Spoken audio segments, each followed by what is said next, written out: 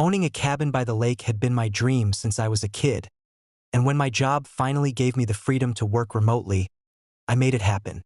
A quiet retreat, tucked away in the trees with no HOA in sight, at least not officially. The HOA from the neighboring subdivision didn't care much for boundaries. For months, their president, HOA Karen, sent me letters claiming I owed dues, that my dock was non-compliant, and that my cabin lowered property values. I ignored every one of them. It was my land, my cabin, and none of their business. Then I left for a 2-week business trip.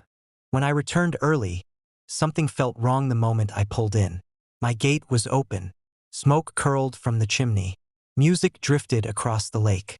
And parked in my driveway were 2 cars I didn't recognize. My stomach dropped. I pushed open the cabin door and froze. Inside looked like a frat house after finals week. Beer bottles on the counter. Pizza boxes stacked in the corner. Someone had rearranged my furniture, hung up LED lights, even taped posters on my wood-paneled walls. And then I heard laughter upstairs. I stormed up and threw open the bedroom door. There he was, Karen's son, lounging on my bed with headphones in, like he owned the place. "What the hell are you doing in my house?" I barked. He jumped so high he nearly flipped off the mattress. It's not what it looks like. It looks like you've been living in my cabin," I snapped. He stammered excuses. Karen said the cabin was community property. Karen told him no one used it. Karen gave him permission. He'd been hosting friends, throwing parties, even letting people crash for the weekend. Before I could even process the rage boiling in my chest, flashing lights filled the driveway. A sheriff's cruiser pulled up, and who stepped out of an SUV right behind it? Karen herself, putting on the performance of a lifetime. "Officer," she cried dramatically, "thank goodness you're here. This man is trespassing in the community cabin. He's scaring my son." I almost laughed. "Community cabin? Lady, this is MY property. I've got the deed to prove it." The deputy gave me a cautious look. "Sir, do you have paperwork?" "Glad you asked." I pulled a folder from my briefcase, copies of my deed, survey maps, and the purchase agreement. Meanwhile, Karen's son was sweating bullets on the porch, clearly wishing he'd disappeared before the cops arrived. The deputy studied my documents, then turned to Karen. "Ma'am, this cabin is privately owned.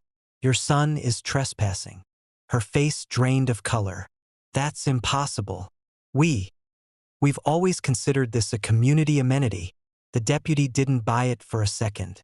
He marched up to her son. "Pack your things. You're leaving. Now." The kid tried to argue, but when the deputy mentioned criminal charges, he caved. Within minutes, he was hauling trash bags of clothes and electronics out of the cabin, glaring at his mom the whole time. As they loaded up the SUV, Karen turned back to me, still clinging to her arrogance. "You'll regret this," she hissed. "The HOA will fight you." I smiled.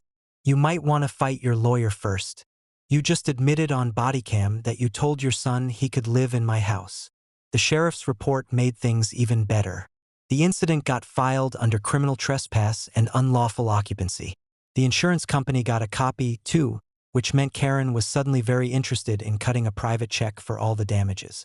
Carpets replaced, walls repainted, furniture repaired. All on her dime. But the best part came a month later at an HOA meeting I didn't even attend. Word reached me that her neighbors had revolted. Once they realized their dues were going to cover Karen's legal mess, they voted her out as president. Now, my cabin is back to being the quiet retreat it was meant to be. No more parties, no more freeloaders, no more HOA nonsense. Just me, the lake, and the peace of knowing that the one time Karen tried to play her biggest card, it blew up in her face. And if her son so much as steps on my driveway again, the sheriff will be the first to know.